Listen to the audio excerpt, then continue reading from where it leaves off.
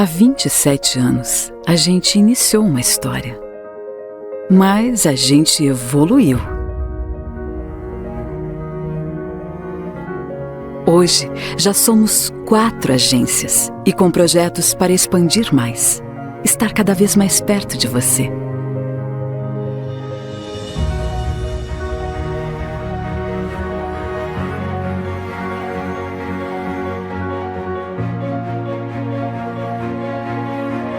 Com atuação estadual e abrangência nacional, a Uniprime Sul abriu suas portas para quem quer empreender.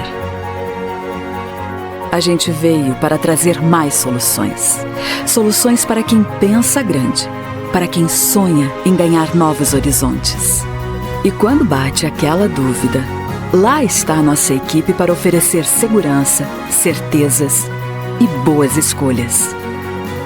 Cada região com as suas peculiaridades, cada região com as suas potencialidades. E nós, com o nosso DNA inovador. De norte a sul, de leste a oeste, aonde tem desejo de empreender, tem a força da Uniprime. Somos a Uniprime. Vem evoluir com a gente.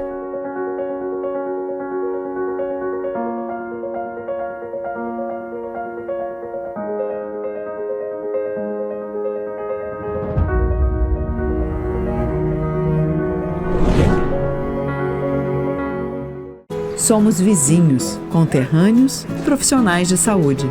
Aqui tem gente, aqui tem vida, aqui tem Unimed.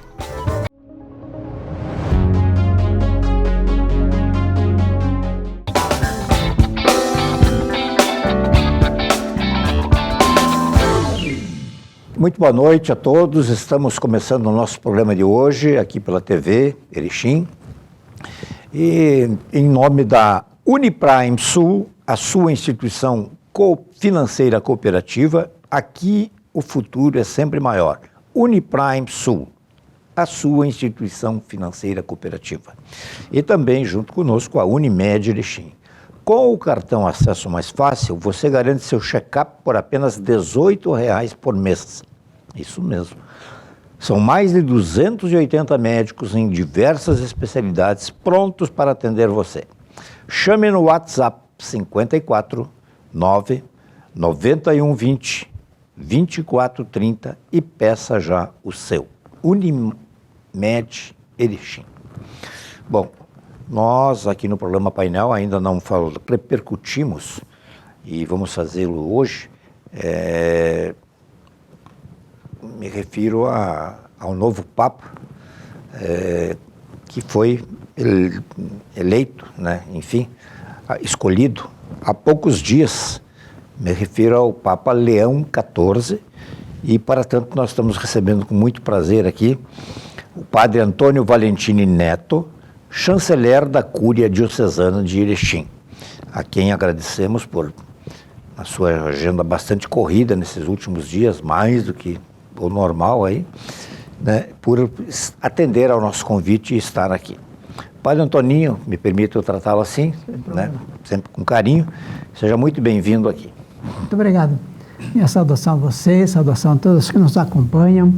É uma satisfação consciente, porém, do compromisso de a gente abordar estes assuntos, como também outros, para que não falte a inspiração, clareza, lucidez, para abordar o que for proposto. Bom, a pergunta é inevitável, né? Nós temos uma diocese, que é a Diocese de Erechim, e a pergunta é óbvia, né? Como é que repercutiu na diocese, na cúpula da diocese e na diocese, entre os padres, enfim, não sei se já tem um feedback, enfim, mas como é que repercutiu dentro da diocese de Erechim a escolha do novo Papa? Primeiramente, se me permite, eu diria assim, pessoalmente, certamente muitas pessoas reagiriam assim, lembrando a palavra de Cristo aos apóstolos na sua ascensão: ide a todo mundo, pregai o Evangelho, eu estarei sempre convosco.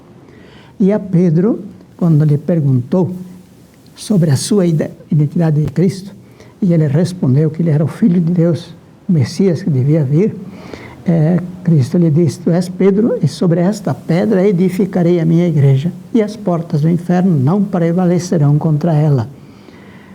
Garantia de que a igreja permaneceria. Vence muitas dificuldades, muitas fases até negativas, sombrias na sua história, mas prossegue por causa desta garantia de Cristo. Estarei convosco todos os dias, tu és Pedro, e sobre esta pedra edificarei a minha igreja. E, claro, o Pedro teve o seu tempo. Sucessores, vamos chegando ao 267º com Leão XIV. Todos eles empenhados na condução da igreja. Como repercutiu, digamos, em nível então diocesano, lógico, uma grande alegria. Eu ouvia muitos padres, outras pessoas leigas também dizerem da figura que apareceu, foi apresentada naquele balcão do Vaticano, com aquele sorriso simples, parecia um pouco tímido. Ele mesmo disse que sentiu tremer e que também, quem estava mais perto, viu que ele conseguia conter a emoção, conseguiu algumas lágrimas, conter as lágrimas, mas algumas escorreram no próprio rosto, da simplicidade que ele tem. O que expressa, digamos, de forma mais global e também oficial, a repercussão é a nota do nosso bispo, Dom Ademir Antônio Mazzali. Na tarde do dia 8, ele foi eleito justamente naquele dia. Eu até lembro bem, estava num consultório, chegando no consultório do dentista, e eu vi o sino da catedral. Logo pensei, eleito Papa. E realmente foi. E o dentista foi muito assim, compreensivo, muito camarada. Deixou o celular ligado para nós dois que estávamos lá, acompanhar. E o bispo, naquela tarde, emitiu uma nota, e ela começa dizendo que, com alegria e esperança, a Diocese de Erechim e toda a Igreja Católica peregrina no mundo se alegra em acolher e, com fé e entusiasmo, o anúncio da eleição do sucessor de Pedro. E elevamos o nosso coração em ação de graças a Deus, que continua a conduzir o seu povo por meio do ministério petrino, sinal de unidade e firmeza da fé e do serviço à caridade. Aquilo que eu dizia antes a respeito da igreja. Continua o ministério petrino na igreja pelo Papa que é eleito. E na nota, nosso bispo trazia alguns dados biográficos do Papa. E dizia que a sua eleição nesse tempo jubilar, estamos no jubileu 2025, ressoa como sinal de renovação e de continuidade na missão da igreja. Com sua experiência do Papa e testemunho, ele será para nós um pai na fé, um guia no discernimento e um estímulo constante à vivência da caridade autêntica do Evangelho.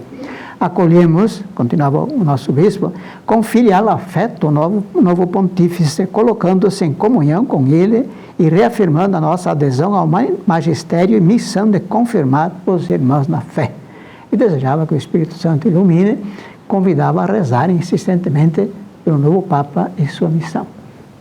Sim, a Diocese já chegou, depois da eleição do Papa, do último dia 8, né, a fazer algum evento, algum encontro assim dos padres. Vocês receberam algum feedback ou comentário? Claro que acho que ninguém vai discordar, mas como é que repercutiu assim pelo estilo dele?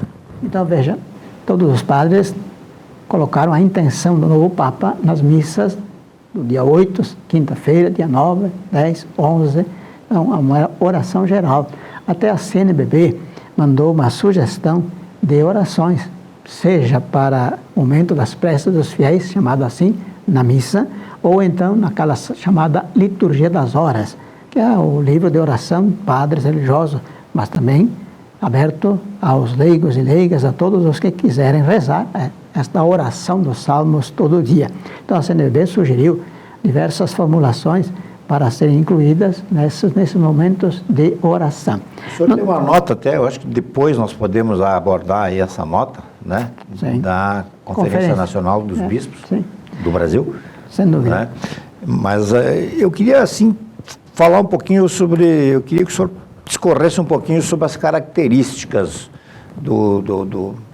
que o senhor, assim, aquelas, claro que ainda é muito cedo para a gente conhecer mais por inteiro a figura do Papa, mas eu tive a minha impressão pessoal, né?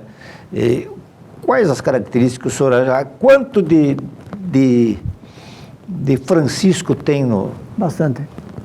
E eu colhi, esta noite, diversos textos das informações desde quinta-feira e alguns depoimentos, algumas pessoas que trabalharam com, na época, o cardeal Prevost, e que também têm essa experiência, como também de outros, pelo que conhecem dele. Então se destaca muito que ele é uma pessoa de diálogo, que ele é de escutar com atenção e que é um missionário da evangelização. E um tempo antes, em 2023, logo depois que ele foi chamado a Roma pelo Papa Francisco para ser o presidente do dicastério, uma espécie de ministério dos bispos. É o ministério que prepara, encaminha a escolha de bispos e apresenta ao Papa. Ele era o responsável? Ele era o responsável 2 anos, de 2023, até ser eleito Papa. Como é que era, assim, como é que se faz para escolher um bispo, assim? É por indicação de quem? Como é que chega até o... Então, veja, cada província eclesiástica é chamada a apresentar nomes de episcopáveis. Antes era cada ano, agora parece que até mudou um pouco. Mas é uma província eclesiástica?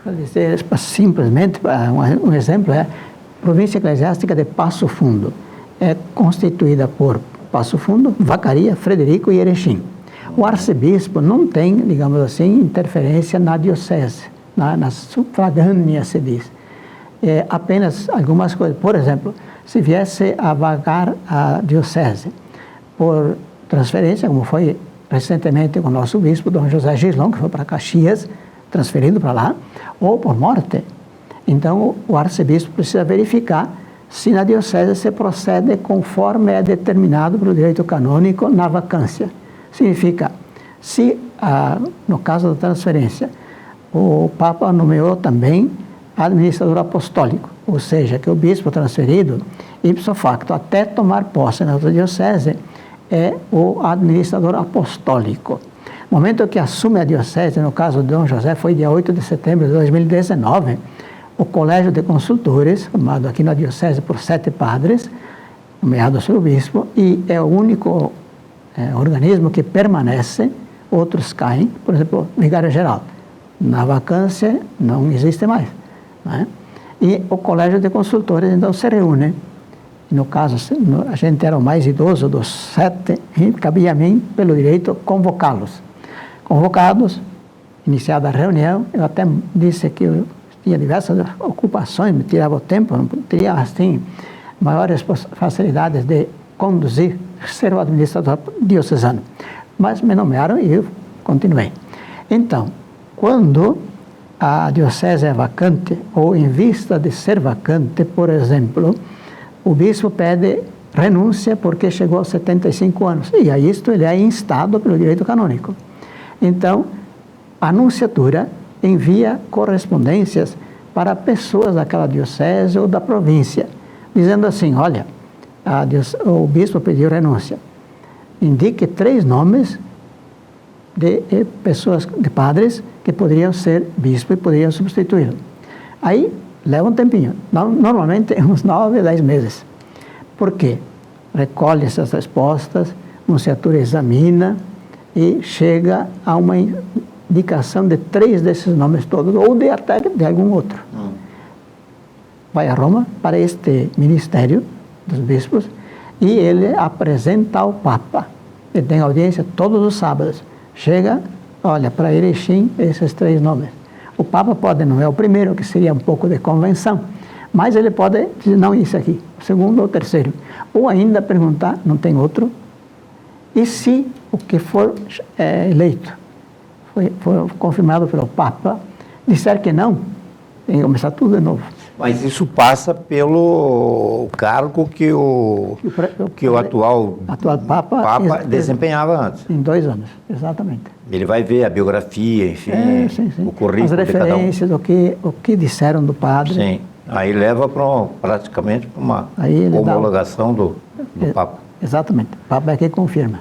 Tá, mas vamos voltar às características, sim. Nós nos dispersamos. Sim, é verdade. E eu acentuava que ele tem essa capacidade de diálogo, de muita escuta, que se considera missionário. Por quê? Porque logo que ele chegou a Roma, fizeram uma entrevista com ele e perguntaram como é que ele se sentia sendo chamado para esse dicastério. Ele disse, missionário, porque sou missionário a vida inteira e continuo missionário mesmo que na Cúria Romana. Outra característica que eu lia das pessoas é que ele é o homem de Francisco. Interessante a definição, o homem de Francisco, por causa dessa ligação que ele tinha com o Papa, né? E o lema dele, que é bonito, nele somos um, nele, o único, um, somos um também.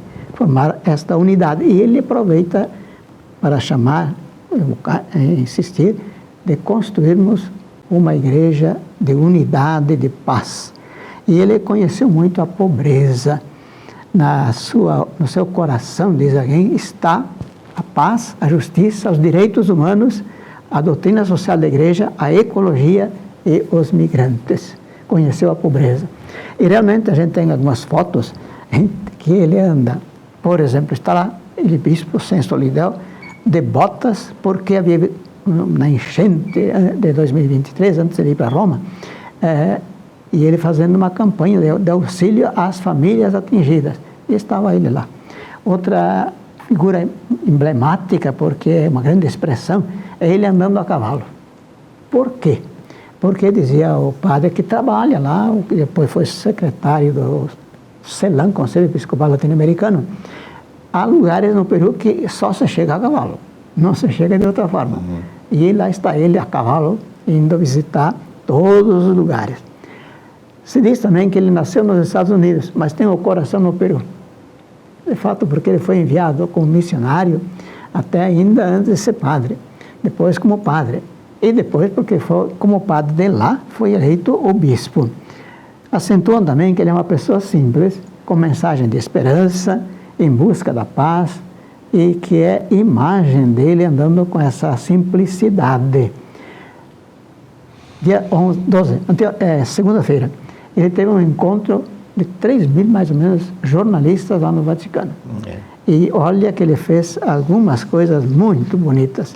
Ele saudou, assim, com muito respeito aos jornalistas, destacava a missão que tem o jornalista e também dizia um outro aspecto, que os convidava a serem pessoas de paz, comunicar a dignidade humana, não causar transtorno, causar assim mal-estar, dizer a verdade, somente a verdade, que é o que mais interessa.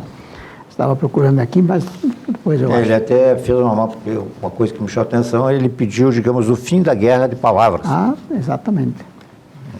Que dá para se entender o fim da guerra de narrativas. Sem dúvida. O jornalismo meio que escorregou para esse lado. Às vezes faz isso mesmo, o sensacionalismo das coisas, né? Então, também ele acentuava aí a questão da importância da comunicação. E ele dizia que pela comunicação que se deve evangelizar. Também dizia um outro, a proximidade, o amor ao próximo, o zelo apostólico, a humildade, a serenidade, que o tornam popular e amado não apenas entre os fiéis católicos. Este era o depoimento de quem trabalhou lá com ele. Também de um que foi aluno dele.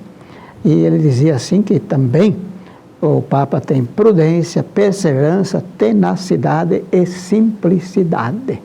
Um outro falava da natureza amigável que este Papa tem. E um comportamento calmo.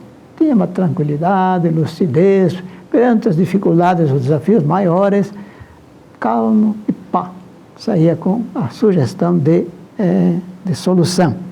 Para isto, essa proximidade, vejam que ontem, aliás, terça-feira, ele surpreendeu a Cúria Geral dos Agostinianos, porque ele é daquela congregação. Surpreendeu porque de repente ele apareceu lá para almoçar e ficou conversando. E também nesse sentido, se registrava que ele costumava ir estando em Roma, depois que ele foi chamado para lá, todas as manhãs para rezar a missa com os agostinianos. ia mais cedo e ficava rezando naquela capela. E que, ao meio-dia, aparecia para o almoço e sentava em lugares diferentes para poder conversar com todas as pessoas. Então, são características bastante bonitas. Ainda, essa que eu disse antes, a lucidez e a habilidade diante de quaisquer questões. Tranquilo, sereno, lúcido e sempre buscando a melhor saída que se exigia em cada momento. O senhor acha que era digamos, um santo padre, papa, com essas características, né, que lembram muito a do Francisco, mas acho que ele avança um pouquinho, na medida em que eu fiquei com a impressão, com o primeiro impacto, assim, quando eu vi, eu me lembrei de uma pessoa, né, que me transmitiu, assim, eu acho que ele é um sujeito fora da curva quando a questão é escutar, ouvir, observar, e esse tipo de pessoa tem dentro de si, assim, um nível de inteligência superior. Sem dúvida. E também uma profunda espiritualidade. Ele é claro, todos os cristãos deviam ser sustentados pela fé iluminada pela palavra de Deus e renovada pela oração. Esse contato profundo com Deus que, segundo essas testemunhas, o novo Papa revela ter muito. E, além disso, uma grande formação. Veja que ele tem, claro, teologia, filosofia, teologia, era formado em matemática. E também foi fazer um curso em Roma de doutorado em direito canônico. E desenvolveu a tese sobre a importância, o significado do prior na ordem agostiniana. De forma que tem uma bagagem, digamos assim, de muita cultura. E, por um bom tempo, ele trabalhou na formação dos futuros agostinianos. E é claro que para trabalhar na formação, a pessoa tem que estudar, tem que ter gabarito. Dizia um padre que se a gente quer aprofundar um assunto, é importante ter que falar sobre ele, porque você vai se preparar. Então, também esse Papa, no tempo de formação, para formar os futuros membros da congregação, devia ter preparação. Como sempre se diz, uma página à frente do livro, não é verdade? O senhor tem uma experiência muito respeitada, né, e reconhecida aqui em Erechim, aqui na Diocese, aqui no Alto Uruguai, e não só aqui no Alto Uruguai, como o senhor passou um tempo em Brasília, né? Enfim, todo mundo conhece o padre Antoninho. Nós tivemos, ali onde é que fica a URI hoje, tinha uma escola Santo Agostinho. Exatamente. Como ele é um agostiniano, né? Aonde nós temos pontos, digamos assim, grupos ou representações de agostinianos no nosso país temos, mas eu digo no nosso estado, Erechim, realmente não fui pesquisar. O que nós temos em Erechim são algumas remanescentes irmãs cônegas de Santo Agostinho. Irmã Lídia. Deve ter alguma relação, claro. Sim. Então, elas, claro, e aqui, quando elas dirigiam aquela escola, a congregação tinha várias irmãs, uma delas até trabalhou na nossa cúria diocesana, na secretaria, e era assim, num gabarito muito grande, muito assim, reservada, mais eficiente. E essa escola agora está aqui, como é que eu vou dizer, na rua, perto da igreja da Assembleia. Sim, fica na Silveira Martins, acho que é. Isso mesmo. Silveira Martins ali, né? Ali tem a escola Santo Agostinho, claro que antes essa é a mesma aqui. Sim, é claro que agora é LDD, etc., né? Não é mais. Mas nós temos irmãs agostinianas em Erechim ainda? Sim, essa que eu disse, aqui dentro da paróquia Santa Luzia, bairro Atlântico. Me foge agora a comunidade. Ali elas têm um centro de promoção humana. Não são muitas, como disse, 3 acho que estão aí. Uma é a Lídia Fernandes, depois a outra era de Barão de Cotegipe, não recordo mais direito agora o nome. Mas ali, esse grupinho é das Irmãs Cônegas de Santo Agostinho, agostiniana, é o ramo feminino da Ordem Agostiniana. O ramo feminino da Ordem, sim. E me parece ter uma base, ou sei lá, um ponto de referência muito forte dos agostinianos em Minas Gerais, onde o Papa, onde o então padre, eu acho que na época, como é que é o nome dele mesmo? Prevost, isso? Ah, sim. Esteve um tempo Robert atrás. Francis Prevost. Né? Ele esteve lá em Minas Gerais. Sim. Ele esteve algumas vezes aqui no país, visitando agostinianos. Sim. Aliás, ele estava com uma visita programada para Salvador, né? Não. Bom, agora ele tinha confirmado a vinda para pregar o retiro da Assembleia Geral da CNBB, que devia ter acontecido no final de abril e maio. Sim. Começo de maio. Com a morte do Papa, foi transferida essa Assembleia para o ano que vem. Agora, exatamente, como o Papa não virá pregar o retiro, alguém, não me recordo se foi um padre, um bispo, aventou a ideia de que, quem sabe, pedir a ele que mande o texto das conferências que teria preparado, porque certamente teria já prontas, porque a Assembleia era em final de abril, então devia já ter encaminhado a preparação das suas conferências, suas meditações na Assembleia. Eu estou lembrando de uma entrevista do arcebispo, acho que é, então, de Salvador. Salvador, sim, que parece que tinha uma relação com o então cardeal, né, que queria ver se na passagem pelo Brasil estendesse, desse um pulo lá para Salvador. Sim, exato. Bom, nós vamos fazer o nosso intervalo do programa de hoje. Estamos recebendo aqui a visita, então, do padre Antônio Valentini Neto, chanceler da Cúria Diocesana. Estamos repercutindo um pouquinho sobre a eleição do Papa Leão XIV. Nós já voltamos.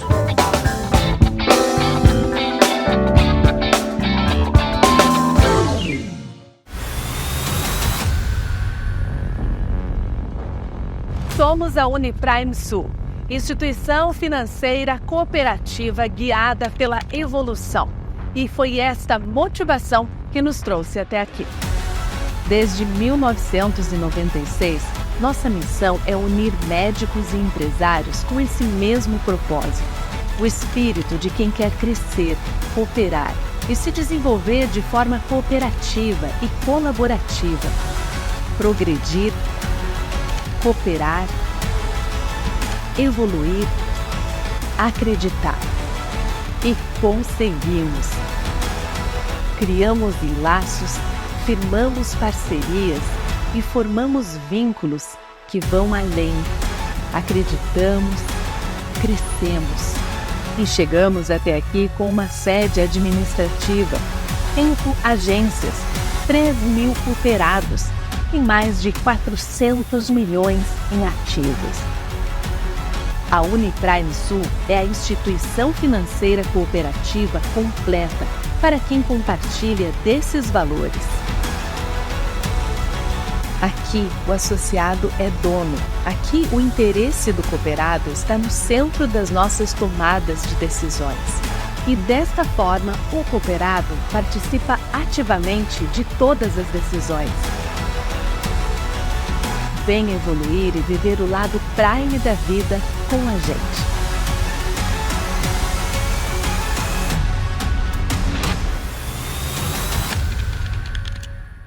O Hospital Unimed Erechim é para todos.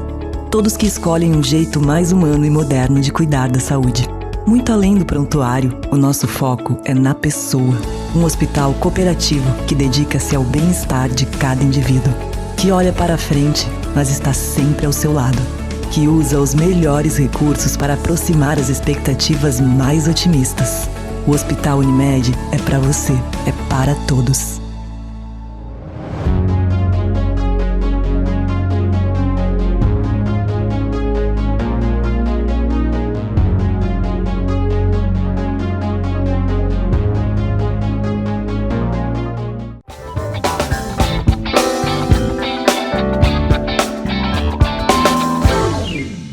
Muito bem, nós estamos de volta aqui em nome da Unimed Erechim e em nome também da Uniprime Sul, repercutindo a eleição do Papa Leão XIV, com o padre Antônio Valentini Neto, que é o chanceler da Cúria Diocesana de Erechim e também o assessor de comunicação da Diocese.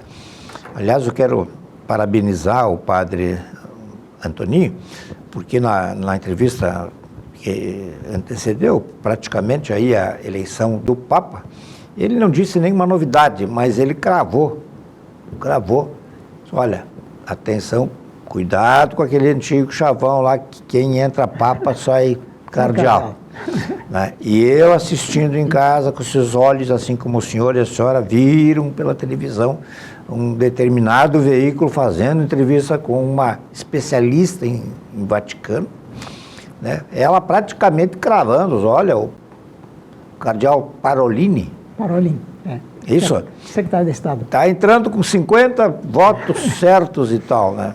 E já estavam dando as características, como é que ele era, enfim e tal. E acabou vindo alguém que estava assim, totalmente, ao menos fora do noticiário. Não digo fora dos planos, mas fora do noticiário, né? Sem dúvida. Prova que a eleição do Papa é obra de Deus, né? É obra do Espírito Santo. Não adianta, em épocas passadas, certamente que houve influências políticas e outros, interesses outros. Porém, digamos assim, os últimos 100, 200 anos, tudo isso desapareceu. Os cardeais se reúnem e rezam. Veja que houve uma missa de entrada, de abertura do conclave, como se chama. E, terminada a missa, os cardeais foram lá para o lugar das votações.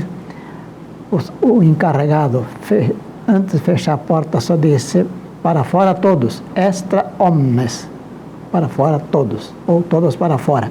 Ele fechou a porta. Aí eles fazem tempo de oração, aliás, por primeiro, fazem um juramento com as mãos sobre o Evangelho, de que guardariam sigilo e que escolheriam, votariam naquele que, segundo ele, cada um, no momento, seria indicado para ser o Papa. E depois é que vem a primeira votação, mas com este processo muito reservado e feito na oração, na intercessão da ação do Espírito Santo.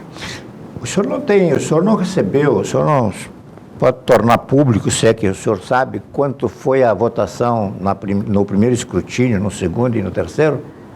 Apareceu um noticiário falando que o cardeal de Madagascar teria falado que o Papa teria recebido mais de 100 votos. Provavelmente... No terceiro escrutínio? No quarto. Provavelmente também não é verdade. Não é? Não? É muito difícil. Há certos jornalistas muito capciosos, né? Eu lembro que se dizia, não sei de qual eleição de Papa atrás, né? Como você falava em off aqui antes, nós vimos já vários papas, eu desde Pio XII para cá, né? Conheci, enfim, sabia que era Pio XII, que era Pacelli, o nome dele antes, né? Mas nesses todos, nunca houve outra interferência. É a consciência iluminada pelo Espírito Santo. É verdade aquela história lá de que que o cardeal Aloysio Lordscheider, acho que é, né? Aloysio, acho que era, né? Sim. Ele teria sido eleito Papa, ele teria atingido o número suficiente de votos para ser o Papa no lugar do João Paulo II, e por questões de saúde ele teria recusado? Não. Não procede? Não. O que se ouviu falar é de que, de fato, ele tinha feito cirurgias, 3, 4 pontas de safena, era um trevo, não só uma ponta, né? E que, em vista disto, teriam colocado, mas isto, né, é sempre no condicional, teriam colocado no quarto, como se fosse uma espécie de UTI, indicando que não teria condições, mas sempre que é suposição. E muito menos que tenha sido eleito Papa. Sim. Se eu não me engano, no filme O Poderoso Chefão, aparece, tem uma cena onde o filho do Dom Corleone cita que na eleição o Papa do o cardeal brasileiro, então, teria recebido ao menos um voto. Né? Como eu digo, um ponto do juramento é que dos cardeais que guardem sigilo, sob pena de excomunhão. Então, realmente é difícil. Pois é, eu ia lhe perguntar, quem vaza, assim, que, digamos, é flagrado, ele recebe uma punição? Tem essa punição muito séria, muito séria. Porque senão aquele juramento que se faz ali na entrada não tem cabimento. Seria rompido. Seria, quando não se cumpre um compromisso, normalmente há uma pena também. Como diz o ex-vereador Wilson José Tonin, que nós encontramos nessa semana, um abraço. Ele, certa feita, saiu do cartório cheio de papel e disse assim, jornalista. Ele estava tremendo, ele estava muito nervoso, ele disse assim, sabe para que servem os acordos? Eu disse, antes que eu pudesse dar uma resposta, ele já avançou e disse, para serem rompidos. Para serem rompidos, eu acho que ele estava desgostoso com alguma coisa. Você mencionou o Wilson, o filho dele, o Wally Tonin, é assessor nosso técnico de informática. Sim. E é muito eficaz. E o Wilson José Tonin foi um dos grandes vereadores que Erechim já teve, né? Eu digo isso porque eu convivi muito, eu como jornalista e ele como vereador. Os pais eram de São Valentim. Já falecidos. Terra boa. Então, se é de São Valentim, como eu disse.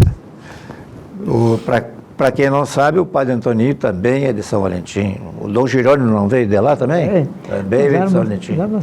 Mais de 14 padres de São Valentim. Mais de 14. O que o senhor gostaria de dizer mais a respeito do Papa, não trocar de assunto? O senhor tem uma nota da CNBB. A mensagem da CNBB também publicada no mesmo dia. E interessante que ela é intitulada Mensagem ao Papa Leão XIV.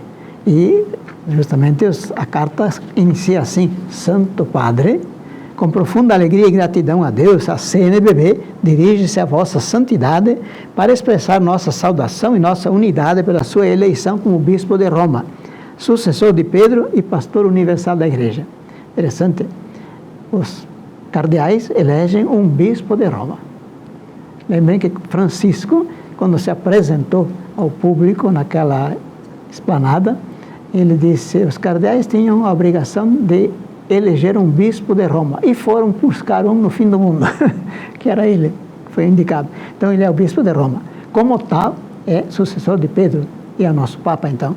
E ainda é o pastor universal da Igreja, aquele que é encarregado de conduzir a todos na caridade. E a mensagem a ele diz mais. O Brasil acolhe sua eleição com o coração aberto. Foram dias intensos de oração em que todas as nossas comunidades se rezaram para rezar pelo sufrágio do Papa Francisco, pelo conclave e para que o Espírito Santo conduzisse o colégio cardinalício, aquilo que existia antes.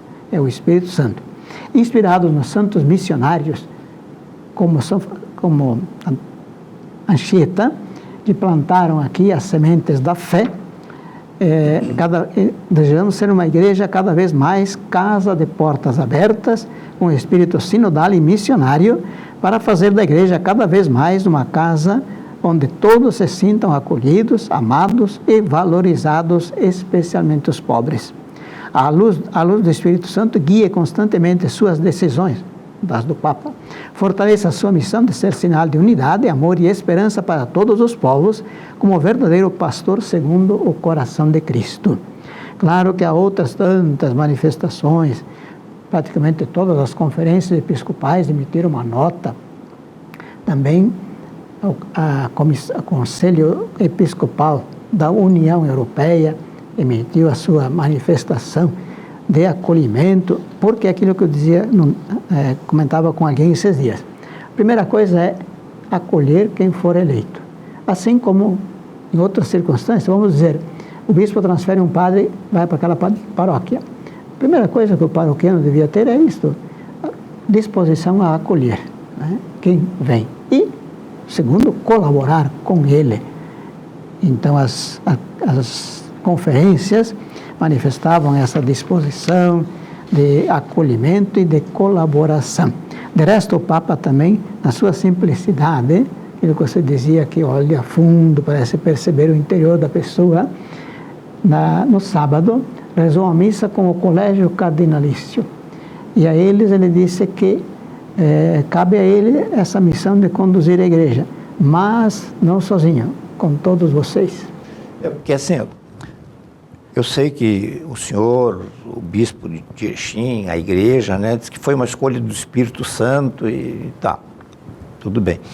Agora, podemos fazer uma leitura que o Espírito Santo também tenha influenciado os cardeais, porque quem votou foram os cardeais, quem votou fisicamente foram os cardeais, né?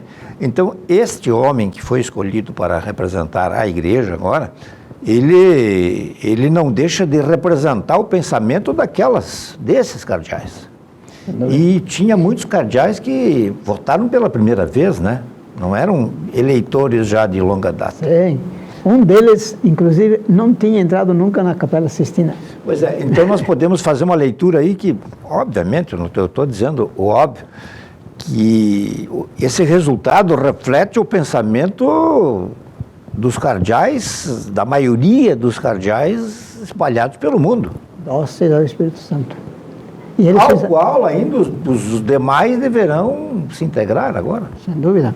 E veja, aquilo que a gente insistia muito, né? É sob a ação do Espírito Santo. Sim.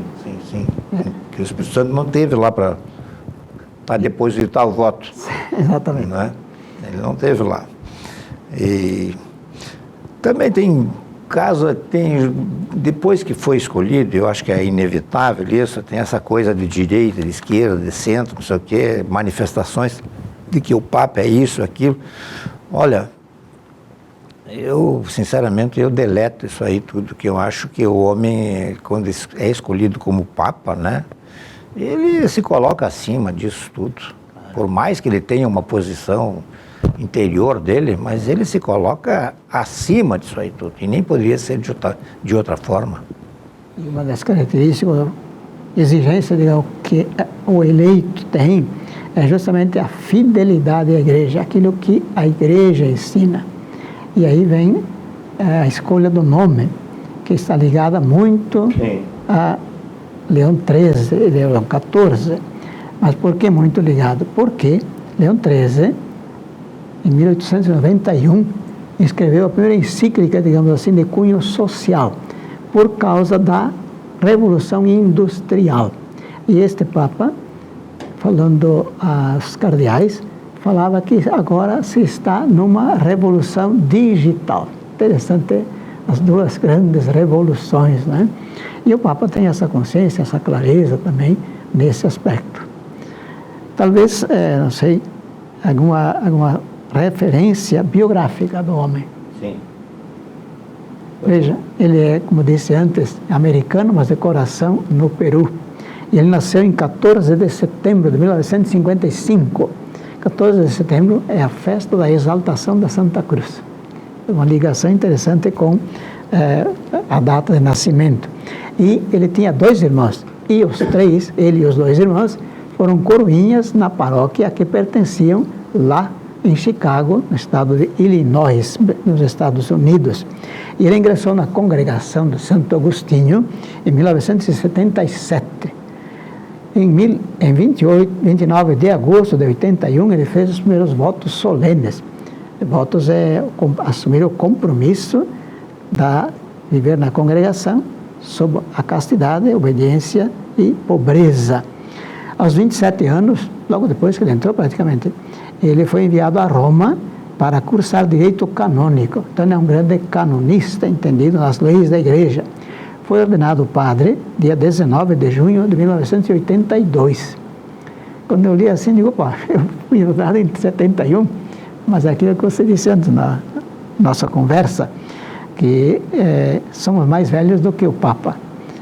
Depois, em 1985 e 86, ele atuou como missionário lá no Peru, já naquela época. Em 1987, ele obteve o doutorado, como falei antes, sobre o papel do prior na Ordem de Santo Agostinho. trabalhou muito na formação. Em 99 foi eleito provincial, lá onde ele estava, em Chicago, e depois de 2 anos e meio, eleito superior geral dos agostinianos. Então ele tem assim uma trajetória muito rica. Foi ordenado bispo no dia 12 de dezembro de 2014. 12 de dezembro é a festa na Cidade da Guadalupe. E agora, essa noite, eu lia uma notícia que falava da devoção mariana que ele tem, tanto que alguns o chamam Papa de Maria, e que consagrou a diocese e o próprio Peru a Nossa Senhora de Fátima. Aliás, quando ele encerrou a sua primeira fala, ele chamou a atenção, ele puxou uma Ave Maria. Sim, ele pediu oração e pediu a intercessão de Maria, e por isso rezemos Ave Maria. E agora, domingo, ele, na oração do Regina Coeli, que é a oração do tempo de Páscoa, nos outros dias é a oração do Ângelus, o anjo do Senhor anunciou a Maria, ele também acentua essa devoção, essa confiança que tem em Maria, nossa mãe. Ordenado então no dia de Nossa Senhora de Guadalupe. Depois ele foi nomeado para a congregação, aliás, nomeado não, membro da congregação do clero, membro da congregação dos bispos e depois nomeado presidente. E aí, em 30 de janeiro de 2023, é que o Papa o chamou a Roma para aquele dicastério que mencionei antes. E ele foi criado cardeal no dia 30 de setembro de 2023. Realmente, depois que ele foi para Roma, que ele foi para Roma, né? 2 anos. Ele foi uma carreira, digamos assim, meteórica, né, para chegar. Agora, lembrei que na oração de domingo, ele cantou a oração chamada Regina Coeli. E olha, com uma voz maravilhosa. Eu acho que esse homem vai surpreender muita gente ainda, porque, enfim... Quando você falava antes, que falam de como é que é? Progressista, etc., etc., eu queria dizer, deixa o tempo passar. Sim. Vamos conferir, depois você poderá... Isso aí é muito cedo ainda, né?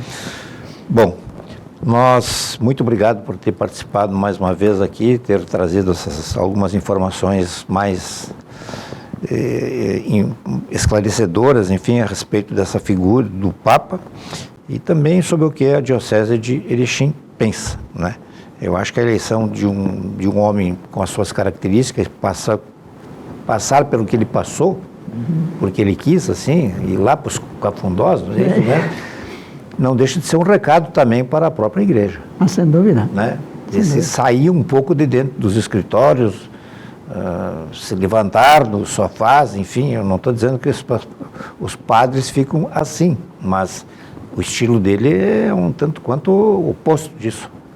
Aponta para uma forma de viver o ministério, uma forma de ser evangelizador. Muito bem.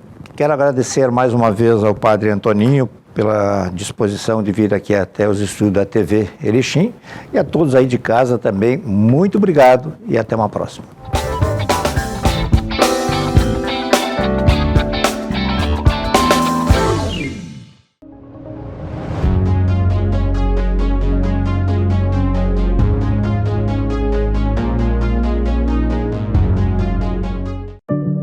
Quantas vezes você ficou frente a frente com você mesmo, desse jeito, no espelho, olhando dentro dos seus próprios olhos, se perguntando por que ainda não deu o primeiro passo para uma vida melhor, para um mundo melhor? Por que você ainda não enfrentou aquele medo que nem o seu reflexo conhece?